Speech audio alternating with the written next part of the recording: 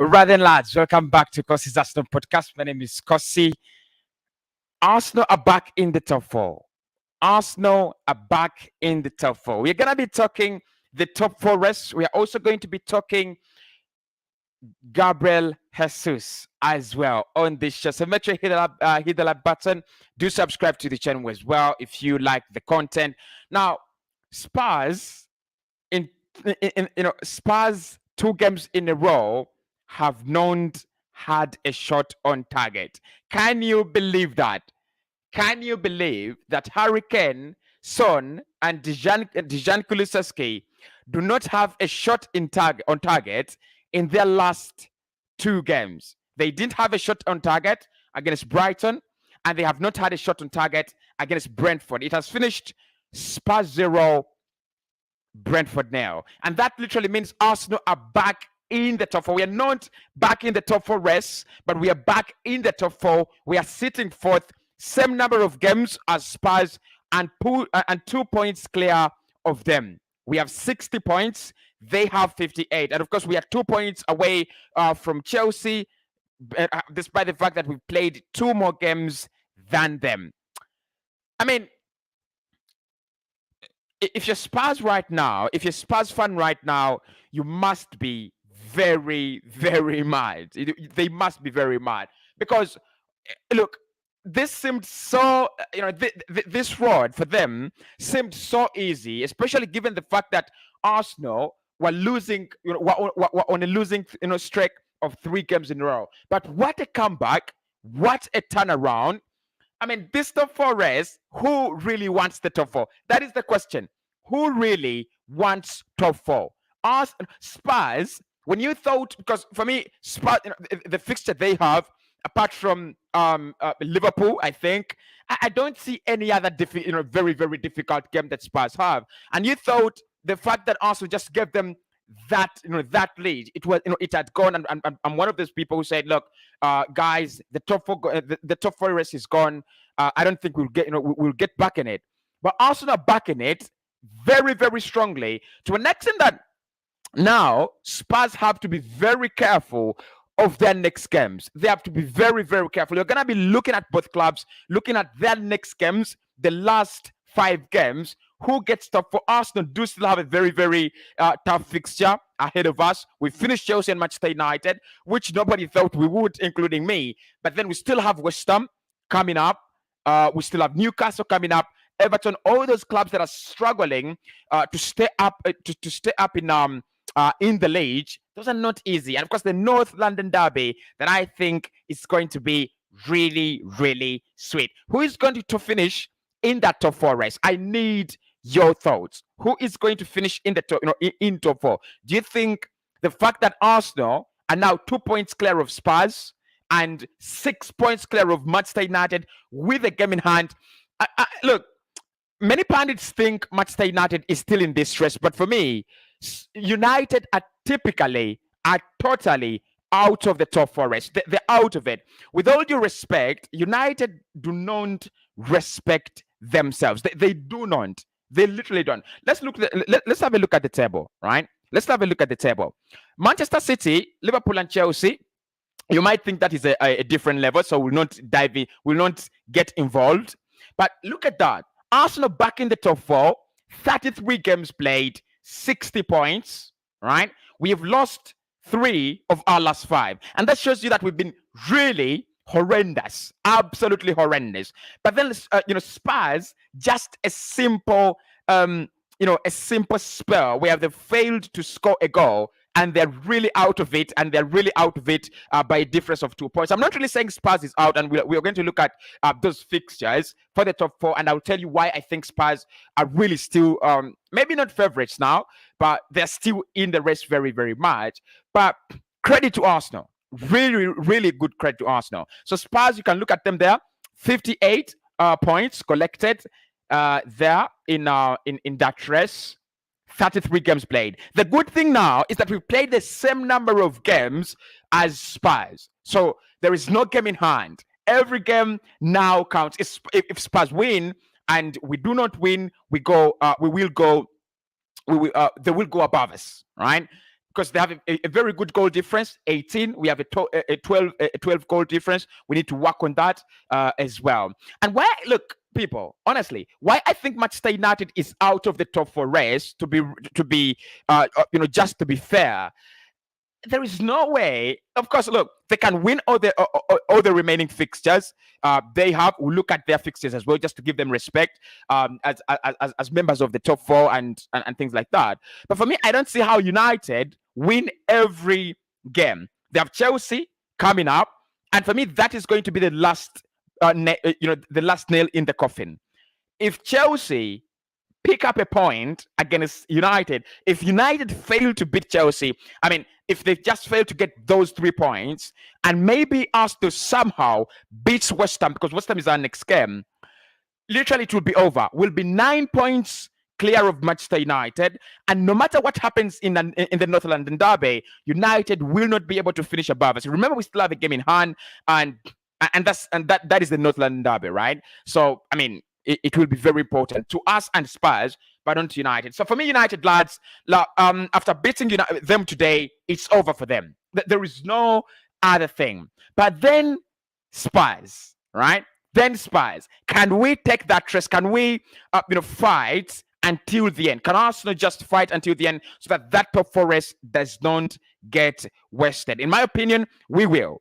We will. We'll give it a try and we'll give it a go. So let's go back. Let's look at Arsenal's next fixtures. Remaining fixtures, there are 5 of them, to be sure. Okay, here you are. Our remaining fixtures this season, the 5. On Sunday, the 1st of May, that is next month, we will take on West Ham away from home in a North London derby. After that, a week later, we will host Leeds at the Emirates Stadium. And 4 days, this is a midweek fixture. That is a midweek fixture, right? Spurs Arsenal is a midweek fixture. And I think this is on a Wednesday, because we take on Leeds on a Saturday. Then 4 days after that, I think that is Sunday, Monday, Tuesday, and Wednesday. It's a Wednesday. On Wednesday, we take on Spurs away from home as well, right? After that, actually, we have 2 away games, Spurs and Newcastle. Within a space, we have 3 games, right? We have 3 games within 2 weeks. That is it. Is it 1 week? It's 1 week, because 8th to 16th, those are only 8 days, aren't they? Yeah, those are only 8 days. So we have 3 games in 8 days. Can we hold the pressure? And then after that, we will finish the season at home against Everton. That is a huge advantage for Arsenal. That is a very, very huge advantage for Arsenal. For us to be able to finish this the season at home, it's a huge advantage. So let me do my prediction. I'm gonna say this: West Ham are not a bad side. They're really not a bad side. I think that top 4 hopes are done. They will look to to unseat Manchester United from maybe 6th and probably finish in the top 6. They'll be fighting for that Europa League, Conference League zone. That is where they are. So I think we will beat West Ham away from home, because we've been very, very good on the road. Everybody knows, yes, at the Emirates, you can't come pick up a few points against Arsenal, but on the road, we've been absolutely magnificent. And then I think we'll beat Leeds at home. I think we will beat Leeds at home, right? The problem is going to come in the North London derby. That is where the problem is. So I think we will pick up a draw against Spurs, and I don't think we will beat Newcastle. Something tells me, because this Newcastle side is really improved. You look at the table, I think they're 9th. I think they're 9th on the table. So it's going to be, that one is a very, very hard one as well. But I'll do a point. I'll probably do a point against Newcastle, and then go and beat Everton. So the idea, lads, for me, for Arsenal, is to just keep winning our next 2 fixtures. Just keep winning until you play Spurs, because that is what is going to determine where you finish where we finish, as a club. We cannot manage to go. We cannot afford, and this is why it is so hard for Spurs now. We cannot afford to go against Spurs, to meet Spurs while behind them. That gives them an advantage because when you play, when you play probably 2 points behind them or a point behind them, it gives them that chance to stretch. If we play Spurs tomorrow, they'll be under more pressure because they know if they lose that game, it is a difference of 5 points. And I think we've done really well in just keeping ourselves there. So Spurs, let's look at their next fixtures. All right, let's look at their next fixtures. Make sure you hit the like button for me. Massively helps out. So their last fixture has come against Brentford, 0-0 today, and 0-1, a loss to Brighton. In those games, they have not actually they have not scored a goal and they have not hit the target. They take on Leicester City. Leicester are known. If you look at the similarity between Brighton and Brentford, because we also lost to Brighton and we lost to Brentford as well this season. The similarity between those two clubs is they do have very strong structures when it comes to defending the ball and organizing without the ball. They're very, very strong structures. They have a very, very good organized system. Leicester City this season, one of the things they've really had is concede goals. So I don't see how Leicester stops Tottenham from scoring. Maybe the question would be, can Spurs score more than Leicester, because Leicester also do score. Now, that's a game where I think they can lose points. They cannot afford to lose points against Leicester, but they can lose points. I hope you understand me. Then they will take on Liverpool and Arsenal. This is where it must end. I'm telling you, lads, this is where it must end. If they go against Leicester, it's going to be at the White Hart Lane, so it's a difficult one. But if Leicester can get a point against them, and then they lose to Liverpool, that means Arsenal will just need to beat Leeds, and then will be either 5 or 4 points clear of them. Then, because look, there's nothing that would be better than for Arsenal than going into a North London derby 4 points clear of Spurs. That means whether you lose to them, whether you draw, it doesn't matter. Actually, in my opinion, what would be even better is that we go into that game and just stay in shape, structure, play well, and make sure that we don't fall off the cliff. We don't lose, right? So that Arsenal game against at the White Hart Lane, for me, that game will depend on who needs it more. If Spurs need it more, they will win it. If Arsenal need it more, they will win it. Then they'll play Burnley. That is interesting. That one is interesting because Burnley are not that club that you just open up. It's very hard, and we've seen them. It is so hard to open up defenses, especially when a team is playing a back five, behind, and then it throws 4 players in front of that back five. It's been hard for Spurs. So Burnley is an interesting one. I know they will beat Leicester City. Norwich City at the end of the season. So that is not a game that we count. So when you look at all our fixtures, the 2-point advantage is really working for us. It's really working in our favor. Arsenal just need to keep on winning. I mean, Spurs are unpredictable. They are a gift that keeps on gifting.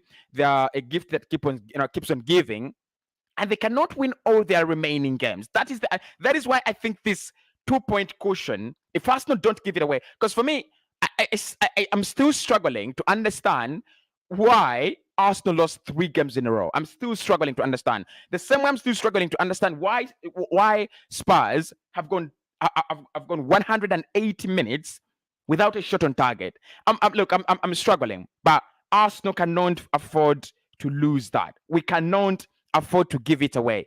That 2-point lead. Look, we cannot win every game remaining in our season, but picking up back-to-back wins at the Stamford Bridge and against Manchester United at the Emirates, that is the character we need to use until the end of the season. There are no two ways about it. There are no other thoughts about it. If Arsenal cannot do that, then it's over.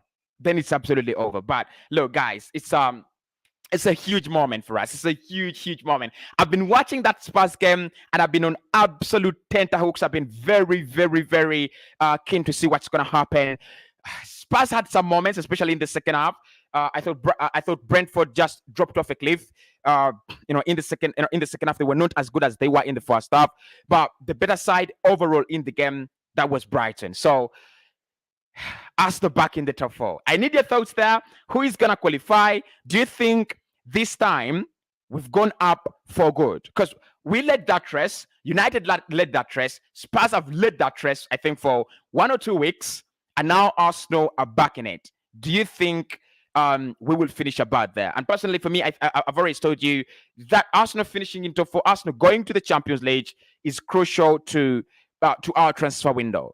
That not, I mean, you know that there is no way you're going to sign in a player like Darwin Núñez, players like Victor Osimhen, if you don't have top four. You need it. You desperately need it as we go into the summer. Gabriel Jesus, we're going to be talking about Gabriel Jesus. He's hit 4 goals today.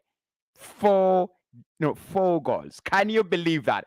Absolutely, absolute sins. He's hit 4 goals against Watford. We will talk about him, right, just in a minute. But that top four race, I need your thoughts. I need to hear you on what you think. Do you think Arsenal is definitely going to finish in the top four? Okay, here we are. Great results, according to Lex. Welcome, Cossy. How are you doing, Arno? Hope you're doing well. And Hanning says, this Arsenal team is amazing and hard to understand. How did we lose to Crystal Palace, Brighton, and Southampton, and then manage to beat Chelsea and Manchester United? I think that is one thing that, that is one thing that all of us are never really going to understand how it came about. I'm personally struggling because I don't know if it was pressure, right? I don't know if it was pressure. The 2 games that we've played outside the top four, we've won them. No one expected for us to win them.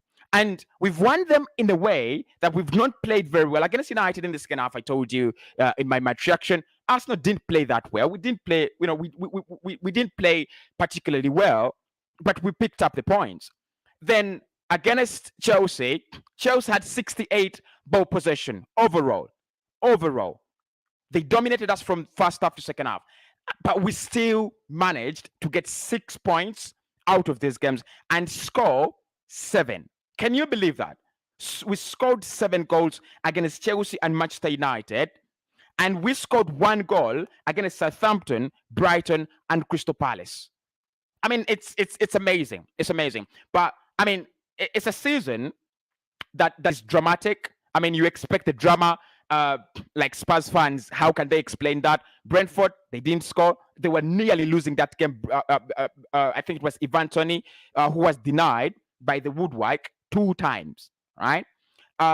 Brighton, they lost that one. So it's a dramatic season, really dramatic. I think the only consistent team in this top 4 race is Manchester United, because for them, they're consistently losing games. They're consistently performing poorly. In their last 5, they've won 1, lost 3, and drawn 1, right? So they're just consistently doing that. But if you look at Arsenal, if you look at Spurs, it's been a battle, a struggle to stay consistent. Arsenal gets up to the top 4 and then gets out, and then Spurs get out. So look, and we are still a very young side. We are still a very inexperienced side. We've not been here. I was fuming. I was really fuming when we gave away those points. But you've got to think about it. Arsenal is still a very young side. We've not reached that level where you go, my team is now ready to challenge for everything, and we are flawless. Those mistakes are going to happen. But to find ourselves 2 points behind Chelsea, despite the fact that Chelsea do have games in hand, their next game is West Ham. You never know what's going to happen. If West Ham win that game against Chelsea, Chelsea will be 2 points away from ahead of Arsenal with 1 game in hand. Right? They have Manchester United next. You never know. It's a big clash. You never know what's going to happen. So it's a dramatic season. Honestly, it's a dramatic season. Dramatic season. Okay, let's take game by game. Next is West Ham. You're absolutely right. I mean, in this sort of fixtures and times. You just need to take game by game. Cossy, I'm getting you loud and clear from Captura. Wow, that is nice. I think Arsenal has already qualified for top four. Non-really, and that's why I wanted this show to interact with the fans. Non-really, I don't think Arsenal has qualified for the top four. I think, honestly, right? I don't know if I'm right, but honestly, there is still a huge job to do because you have that North London derby against West Ham. You lose that, Spurs beat Leicester, they go above us, right? So it's going to be either absolute discipline or absolute quality. We need to show either of the two. We do not know yet if Arsenal have learned their lesson that when you're in the top four, be calm. That's the only thing. Be calm, right? Because those top four sides are, when you are eighth, when you are ninth, clubs do not look at you as a target club. But now, when you're in the top four, you're a target club. Look at the football Brighton played against us. Look at the football Crystal Palace played against us. That is intentional football. They play with intention. They play for a reason. They don't allow you to get with it. They don't want to allow you get away with it. And Arsenal must know, no matter what happens, right? No matter what happens, you will need to stay disciplined and we need to stay very, very, very calm. But I think it was Gary Neville who had said Arsenal should not panic. And I absolutely agree. Don't panic. It's not very far away. Personally, I panicked, but it's not very far away. And you can see we are already back in it. Really back in it. North London Derby will be the decider for the top four. I mean, there are a few games that could decide that. There are a few games that could decide that, but it's going to be a massive one. Arsenal Tottenham is going to be, look, this United game has been a big one, right? But Arsenal Tottenham is going to be a huge game because, look, if Arsenal just stay in shape for the next two games, that is what I'm praying, right? Why I think it's going to be massive, it's going to be 3 games in 1 week, right? 3 games in 1 week. Jesus, why would you give us 3 games in 1 week and while we are fighting for the top 4? Give us 1 game per week. But look, so it's going to be 3 games in a week, and Arsenal do not have squad depth, right? Arsenal do not have squad depth. I don't think Spurs have a lot of squad depth as well. If they remove Rodrigo Bentancur and Pierre Højbjerg, I don't think they replace them well, but of course they do have, wings. Maybe Lucas Moura from the bench, Steven Bergwijn. Yeah, but I think both clubs don't have a lot of squad depth. But do we have the legs? I think our team is young. We have the legs to take us through 23, 24 average age. We have the legs. Our players are young. They're fresh. Spurs as well, I think their average age is around 27, 28. So I think they have the legs as well to take them through. So, but why I think it might not even be the decider, look at Spurs playing Liverpool. Liverpool are literally smashing everything in their way. They are literally smashing everything in their way. And I don't think Spurs, look, I know Spurs can beat Liverpool, and City will be looking at Spurs to end Liverpool's quadruple dreams.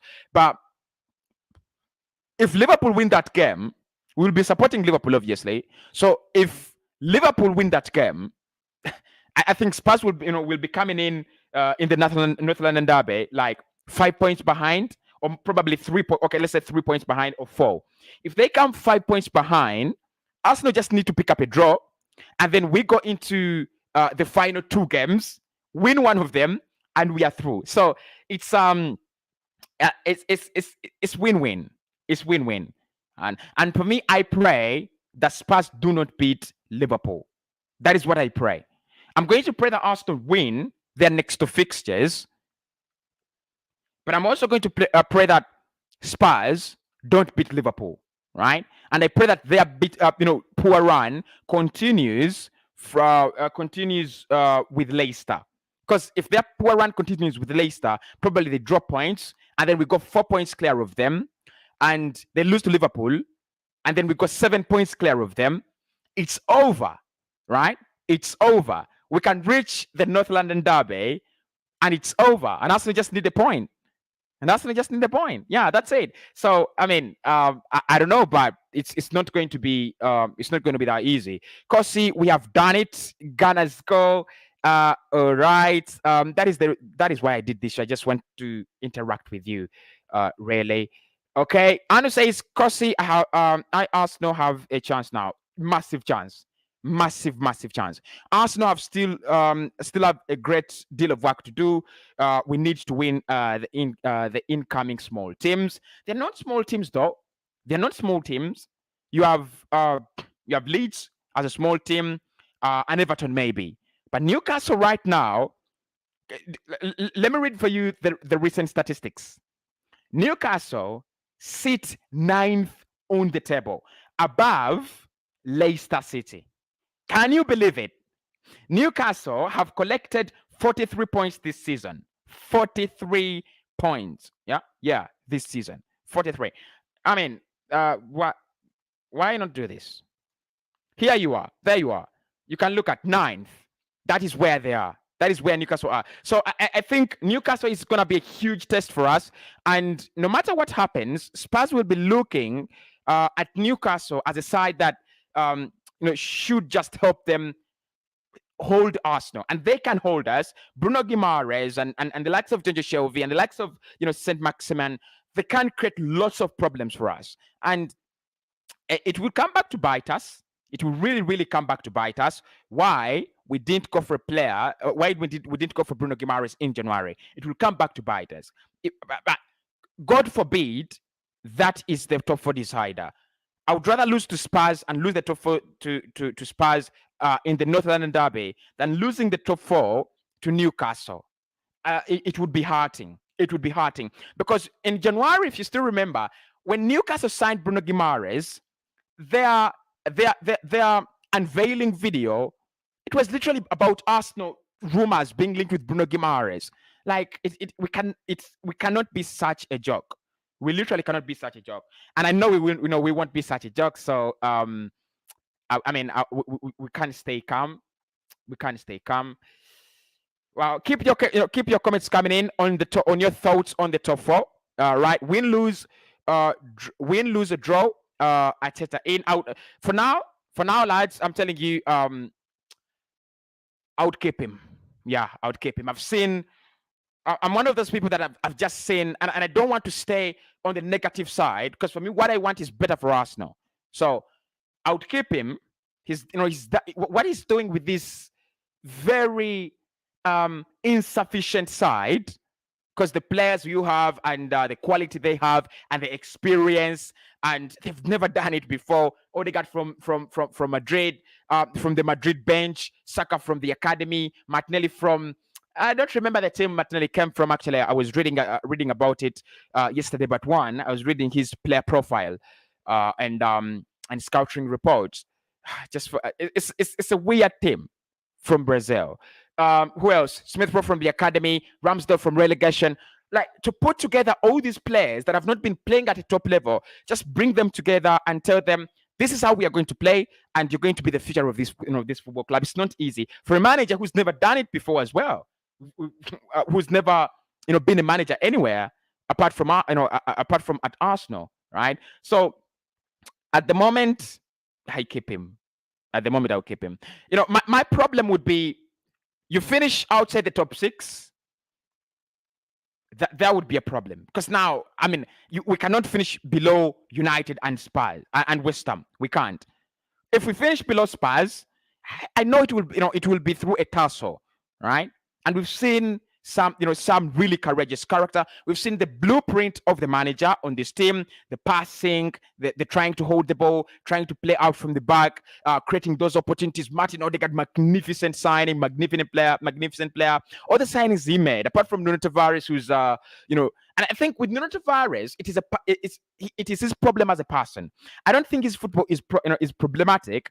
It is his decision making. Just that. It is man management, right? It is not his football. It is his decision making. Why do you dribble 10 times when you have 10 easy passes to make? Why would you go for goal on your weaker foot and you know you cannot keep, the ball on target, yet you have options to pass to, better options. Smith Rowe has scored 10 goals. Pass it to him. He knows what to do better. So, but generally, I think Mikel has done it.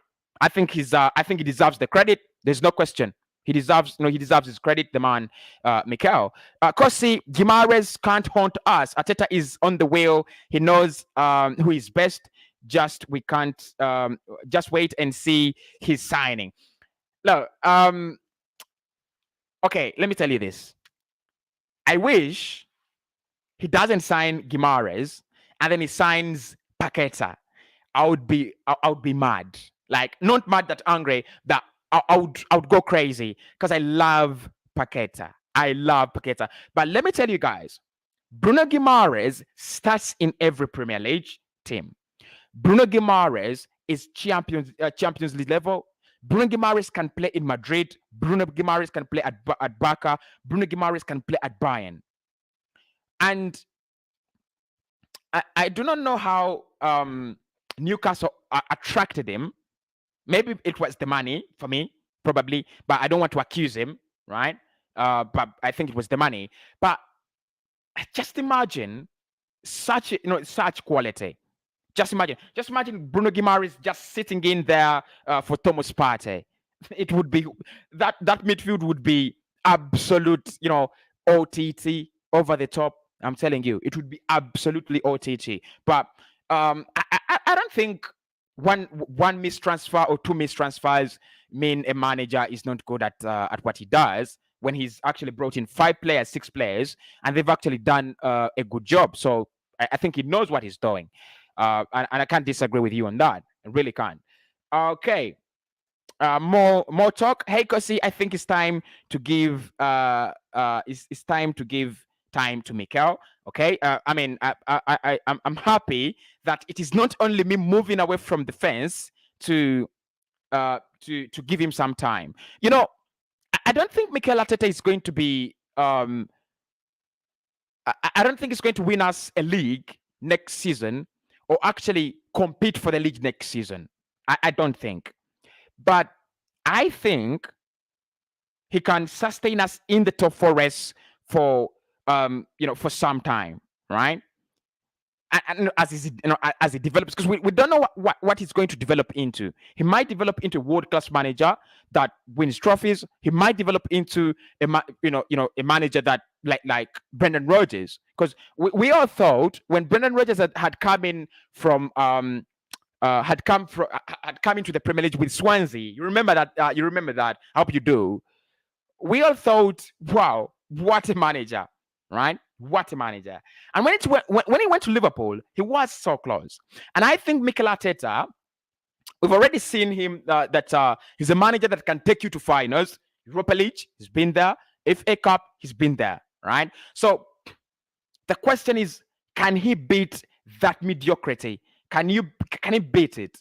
Can he become a serious manager? Can he become a title-winning manager? If he can do that, for me, I got no problems. Right? Because what I want is also to go back to that level where we are supposed to be. Look, we cannot have 2 giants, Man City and Liverpool, alone. Right? Yes, they've done it for 6 years. Yes, they've done it for 7 years, building their squads, building that unity, building that identity, building those basics and norms and key points and key structures. But you cannot just, that doesn't give them the right to dominate the league. Doesn't give them. We need to be challenging, right? Liverpool are 16 points above Arsenal. Liverpool have a game in hand, and City at 20 points above Arsenal. It's unacceptable. It's unacceptable. This season it is. Last season it is. But the general standards of Arsenal, the club that we know, 135 years, 13 league titles. We don't have a Champions League. We could care less. 14 FA Cups, record holders in England. We share huge history when it comes to the Premier League. Huge history, right? Record holders of the FA Cup, 13 league titles, 3 Premier League titles, right? The rest we won before 1992, before the Premier League, before the league changed into the Premier League. So, but if you look at the last 2 decades or so, City have 6 league titles. Leicester City has a league title. Chelsea have around 4-5 league titles, and Liverpool have a league title after 30 years. It's unacceptable. It's unacceptable. I'm telling you, lads. Actually, in that period, Tottenham Hotspur have a Champions League final. Very, very recently, in the last 5 years, half a decade, they have a Champions League final with Mauricio Pochettino. So, for me, lads, all in all, I want Mikel to take us back to that level. If he can't do it, I got no problems with him. He's a manager, and managers are supposed to do that, and then we'll back him. Xhaka, boom, big up, great work from Ketia. Also, regardless, we need Tomiyasu back ASAP. We need some solid defending. Yeah, I think that defense is crumbling. And we need to we need some baiting. Arteta is good, but tactically he has to improve. For instance, Elneny should play instead of Lokonga. I mean, I personally love Lokonga. I know what he's all about, and I really struggle with people who pick on him. But I think Mohamed Elneny, he's done well in the last 2 games that he's played for Arsenal. Really, really done well, and he brings you that kind of experience. He brings you that that pedigree that you don't get from these young lads. So I hear you on that. I hear you. I greatly hear you on that.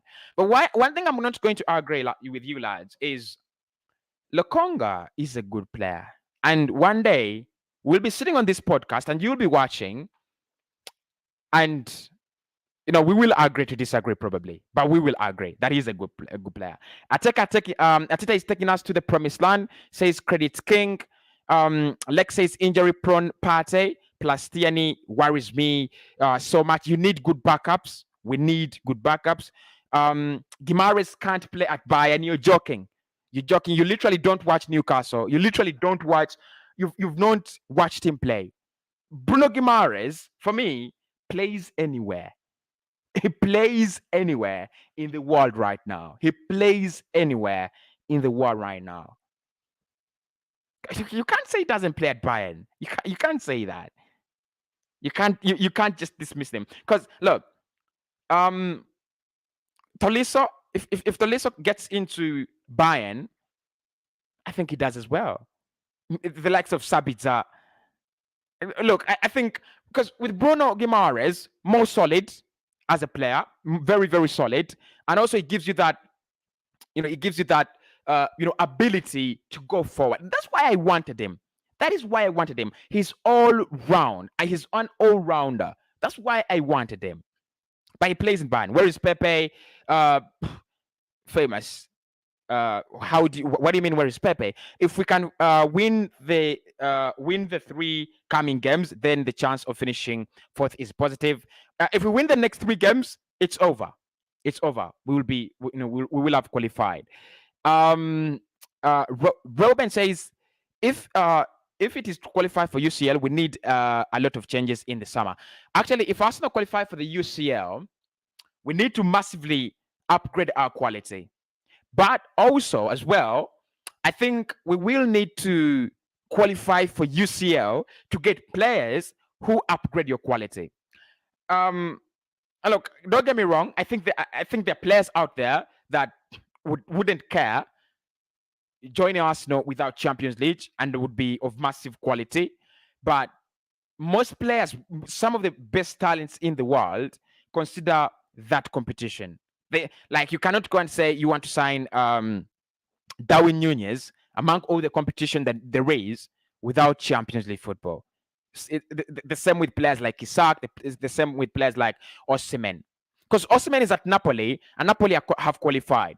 So unless a player is a boyhood fan, right? Childhood fan of a club like Partey, moving from Atletico to Arsenal, unless that is it, it's hard to lure them away. It's so hard. It's very, very hard to lure them away. Credit King, win, lose, or draw, he is Arteta in. Okay. Shakira, how you doing? Great game today. We don't need any complaint. Everyone played well. No, I don't think that would be deluded to say that everyone played well. I think there's a lot of paddle beating to do. There are a lot of changes to do. Hello, Cossy, thanks for the show, but I'm really tired of Arsenal over conceding. That defense is getting too much exposure without Thomas Partey. And I think personally, I read to you the statistic of how Arsenal struggle without Thomas Partey, especially going forward and defensive wise. Without Thomas Partey, we concede 2 goals per 90. With Thomas Partey, we concede almost less than a goal per 90. It's around 0.92 goals per 90 with Thomas Partey on the pitch. For me, Partey is one of those players that just spreads out. He's more like, because it's not like N'Golo Conte. You don't see him, everywhere. But then he's big. He just spreads out and becomes that, protection to the back four. And then when it comes to dribbling and adding and affecting our press quality, you see, when Mohamed Elneny came into the side, you've seen Martin Odegaard playing better, right?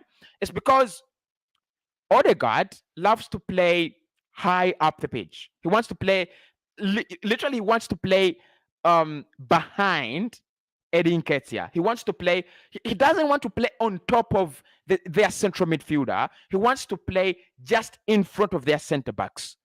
That is where Odegaard operates well. And look at that assist that he laid off for Saka that led to the penalty. That is a genius. That's a genius. But when Partey and Elneny are not in, or when Lokonga is playing alone in the pivot, first and foremost, Odegaard naturally then drops into deeper areas. It's so hard. It's so hard. He's battling out with the central midfielder. He has to beat the central midfielder and then come into to get that space to beat the centre backs. With Partey on the pitch, Partey literally beats every midfielder of the opponent. So Odegaard is then left to beat that defensive line. Break that line. And him when it comes to breaking the final line. He's absolutely magnificent. So Partey needs to be fit. I don't know how we are going to do it, but Partey massively is massively needed, and he needs to stay fit all the time. Hello, Cossy. Thanks for the show, but I'm really tired of the conceding. Get a great game today. We don't need to complain. My man, Augustine says Tavares is the disappointment. I think he will improve. But then he's got to improve, right? Personally, I don't want to keep on defending him and then he doesn't improve. I hope suddenly he improves. That is one thing that I would love to see. I hope he suddenly improves. All right. Just a moment.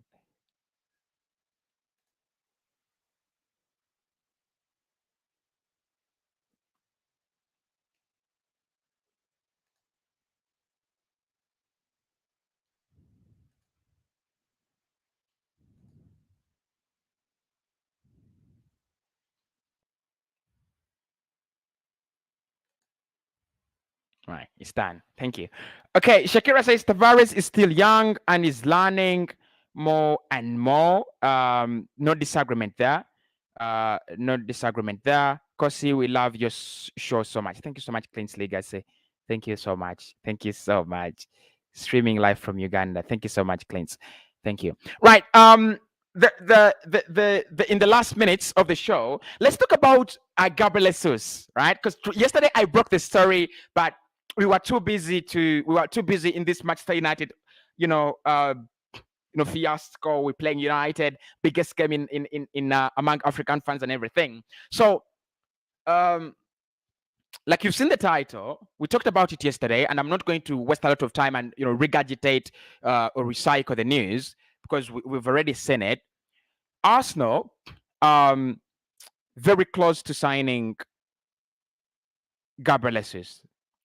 And today, I've seen another confirmation from ESPN. I've also seen another confirmation from Fabrizio Romano. Romano has confirmed that this season, Gabriel Jesus will not be staying at Man City. Right? He will be staying in England, but not at Manchester City. And ESPN. This was their headline. Interesting.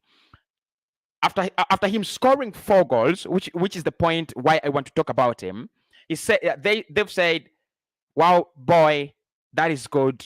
Pack up your bags and then enter Arsenal." Interesting, very very interesting article. I mean, very interesting headline to the reaction from ESPN. Now, yesterday we talked about Gabriel Jesus, and we said one of the problems that I have with him is his inability to be clinical. Today he was clinical. He scored 4 past Watford, 4 goals. Of course, there was a penalty there, but a penalty that he won, and I thought he was, he just went for the penalty. He would have scored it in open play. So he was on fire, absolutely on fire.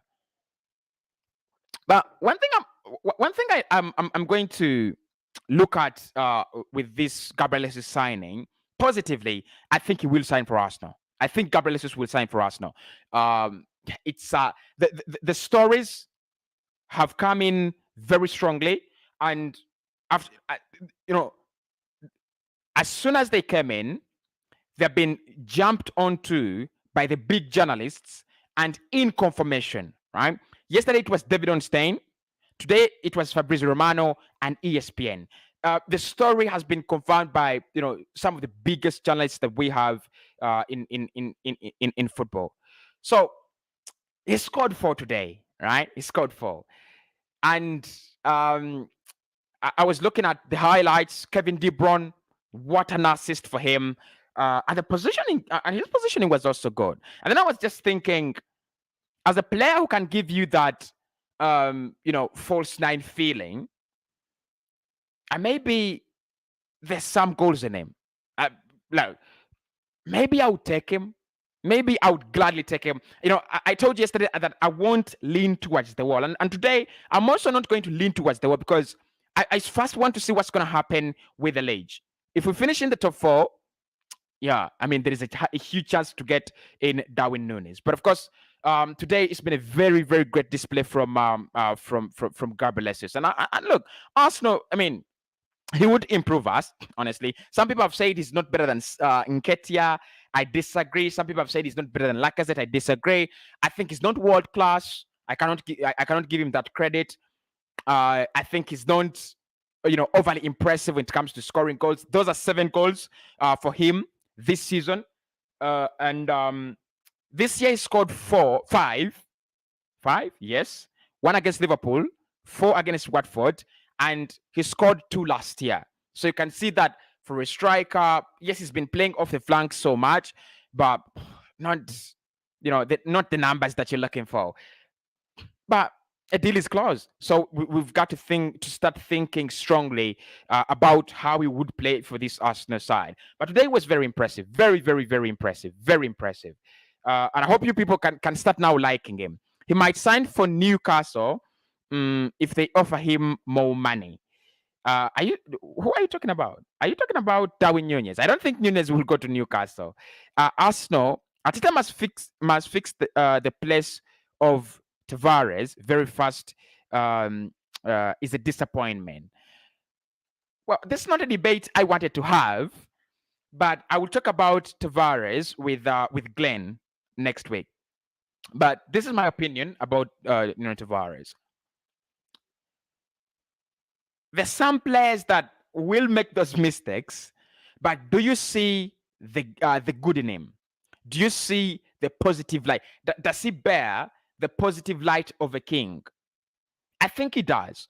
Now, why I would side with Nuno Tavares all day long against my fellow Arsenal fans, despite the fact that I wouldn't, is Tavares really offers very, very much going forward and very little, coming back, right? But then we also know that Arsenal love to play the elbow system, where one fullback plays so high up the pitch and the other plays deep and narrow. Cedric Soares is not that, is not part of that, because Cedric Soares cannot even stand his ground in 1v1s. He cannot stand his ground in 1v1s, right? And that's why Tomiyasu's absence at right back has been catastrophic, absolutely catastrophic. There's look, what it offers as a player.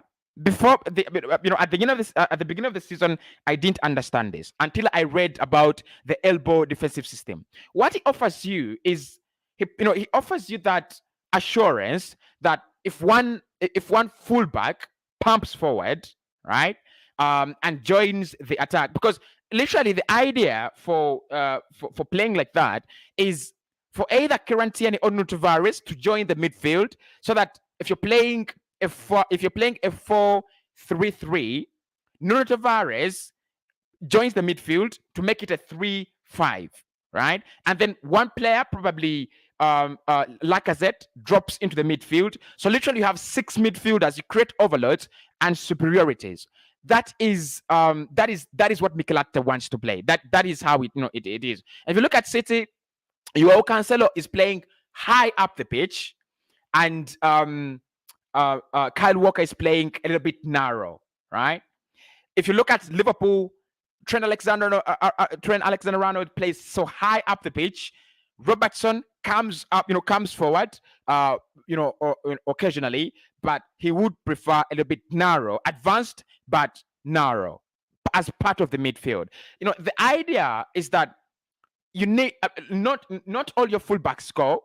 One stays to help out the centre backs, especially if you're caught on a break, or if a ball is played in behind. Because if you're playing the way we play, the way Barca play, the way City play, the way Liverpool play, you're 99% going to be playing a high line, right? You're 99% going to be playing a high line, and you'll see in most cases, today you've seen it as well. Balls when we were in possession and we lost it, you've seen Ronaldo and Jadon Sancho balls over the top to look for Ronaldo and Jadon Sancho. That is what Takehiro Tomiyasu gives you. Takehiro Tomiyasu's hit map will never be read in the high ends of the final third of the enemy. His hit map is always read in his own half, and that is deliberate. So, look, I'm going to say Tavares is not a disappointment. He's so key, but can Mikel Arteta just erase the mistakes in him? Can he erase them away? Because for me, as a young player, he's going to learn from mistakes, right? He's going to learn from mistakes. Sorry, guys, about this scam, scammer. I'm very sorry. I mean, some people just lose their heads. We need a proven striker. Okay, that's Clint. Clint says, Cossy, we need a proven striker, just like Nunes and Isak. Isak is not proven. But Jesus is like Lacazette. You take too long to see his goal. Okay. You cannot defend Alexander Isak and throw Gabriel Jesus under the bus. They are the same player, actually. Actually, Gabriel Jesus is better than Isak because Jesus has played in the Premier League for more than 4 seasons. Jesus has played under Pep Guardiola. Jesus has worked under Arteta, so he would have more advantages. But both of them are not. They're not goal scorers of very, very many goals. They're not. The highest 15, 17. That is the highest they will give you. And I think with Martin Odegaard in the Arsenal side, we would see we predominantly probably would see Gabriel Jesus scoring maybe like 15 in a campaign, Saka 10, 15, and Martinelli. For me, I think Martinelli is has the ability to become Salah. Martinelli has the ability to become Salah because what Martin has is is being clinical. He's more clinical 10 times, 100 times than Saka, more clinical than Lacazette, more clinical than Eddie Nketiah. If he gets a chance on goal, and you can see one thing you see with a striker, the traits is the way Martinelli opens his body up when he's in front of goal. I mean, you can tell, but I don't think you can defend Isaac and throw Gabriel Jesus under the bus. No, you can't. You really can't. You really can't. Now I'm fighting with scammers, right? I'm fighting with scammers. I'm fighting with scammers. Interesting. Interesting. Well, I just don't understand why people would just come onto live streams and do that. It's one thing I don't understand why people come onto live streams and just you know do that.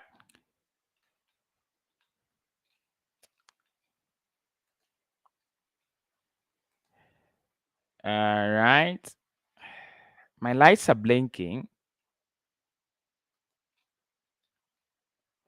Just a moment. Just give me a minute. A minute.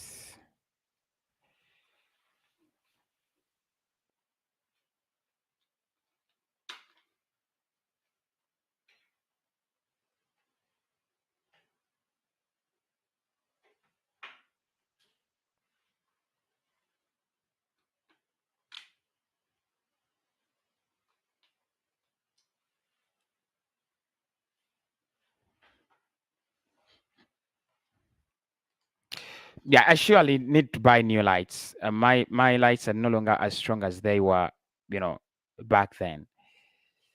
Yeah, I was trying to block a scam as well, and interesting. Okay, I disagree. Jesus can't give you 20 plus goals in a season if he starts. Can give you 20 plus goals if he starts regularly as a striker. Look, I don't think he's a bad player. I don't think he's a bad player. But can I give you 20 plus goals in a campaign?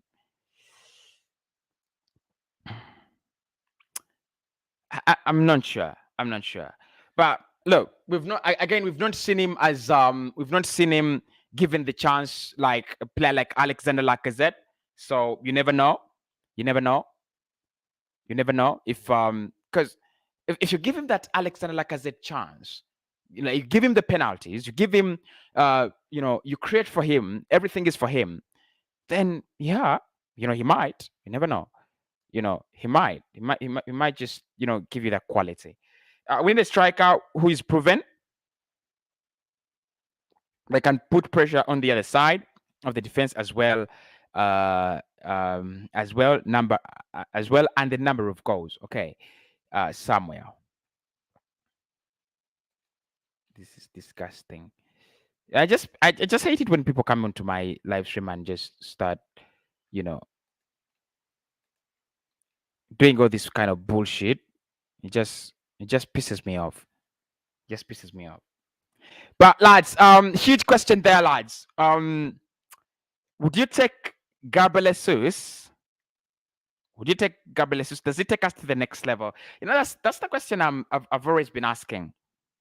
Yeah, we want him, but can it take us to the next level? If he can, then no worries. I know Mikel Arteta loves him, and I know Mikel Arteta really rates him a lot. There's no question about that. He really, really rates him a lot. Hit the like button for me. We are 47 likes. That's good. Hit the like button for me, lads. Let's get them to at least 60. Hit the like button for me. I need to block some look. I need to block some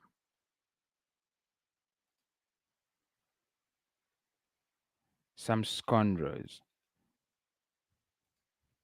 I mean, it's crazy why people would just come and spam your live stream. Hit the like button for me, people. Hit the like button for me. Massively, massively appreciated. Okay, so let's get back to our discussions, right? Let's get back to our discussions. I think I'm settled now. We need a striker who's proven. We talked about that. Okay, here's a question from Samuel. Cossy, can't we have a better striker than Isaac and Gabriel Jesus? My opinion, we can. My opinion is we can. Look, that is why I want Arsenal to go back to go to the UEFA Champions League. I'm scared personally of what would happen if we go to the Champions League. But I want Arsenal to go to the Champions League because I know that just gives us with the opportunity to, it gives us the opportunity to it gives us the opportunity to source and get those top talents. Like, you can't come any close to Jude Bellingham if you don't have Champions League. You can't come any close to Declan Rice. You can't come any close to Ruben Neves. Those talents. The moment you have Champions League, I mean, it's like being with a car. You would get, it's like, I mean, if you have a car, you would get any girl you want, especially in this, these ends. I'm telling you, if you have a dope car, Champions League is like a rich, a rich guy. You get everything you want. I'm telling you, Champions League is. You see, Newcastle are richer than us, but I'm telling you, Newcastle would struggle to win. To win players off our hands if we had Champions League, and that's why I'm desperate for us to go back there. I'm really desperate for us to go back there. Cossy, if we are in UCL, we need really big strikers, not Gabriel Jesus. Look, I think Gabriel Jesus is one player that is going to be by them. Is going to be bought by the manager, right?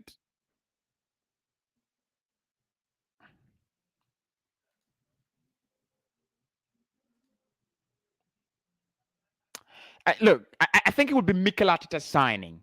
We are 3 more likes away from 60. Massively helping. Massively helping. 3 more likes. Just press the like button if you've not. Look, I think Gabriel Jesus would be a manager signing. He wouldn't be. He wouldn't really be this this kind of signing where a club just brings him in. I think it's a specific signing for Mikel Arteta. He's gonna say, "Give me that one, right? Give me that." I think he's a manager signing. He's a manager signing, no question. Banigo, who is posting all the? Look, I literally don't understand. I literally don't understand why someone is trashing my comments. Thanks everybody. We hit our likes, 60. Thanks everybody for doing that. Just keep on hitting the like button. Keep on just hitting the like button.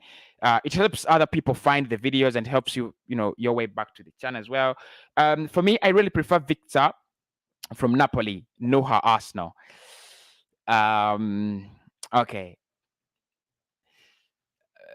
You see, Victor Osimhen has also not scored 20 goals in a campaign. Not yet. But if you ask me who I think will score 20 goals fast in a campaign, I think Victor Osimhen will do it faster than Gabriel Jesus. Because Victor Osimhen is literally a striker. He's a number 9. All he wants is to score goals, nothing else. With Gabriel Jesus, he loves to play. Literally, his first aim is not to score goals. His first aim is to facilitate play, and he does it well. Newcastle gonna make top 4 next season. They're gonna buy top players this window, and money talks. Money talks. But how long did it take Manchester City? You've got to ask your question. Yourself the question. Their sanctions.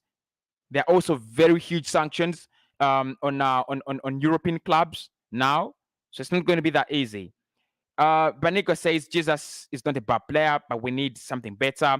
I would agree with you on that if you brought it in that light. That's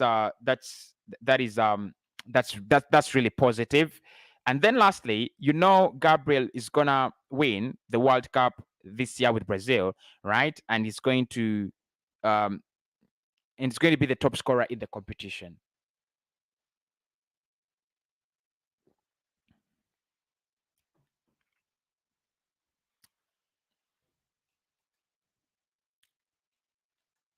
I'm not going to comment to that. Literally, I won't. But lads, it's been a very interesting interactive stream. I will be doing this on a daily basis, so make sure you do tune in always. Subscribe and turn on the notification bell. If you've already subscribed and you don't get the notifications, turn off the notification bell and then turn it on again. That is how you'll get the notifications. Why don't you allow me rest? It's been a long day, and we'll speak tomorrow. Anywhere you go.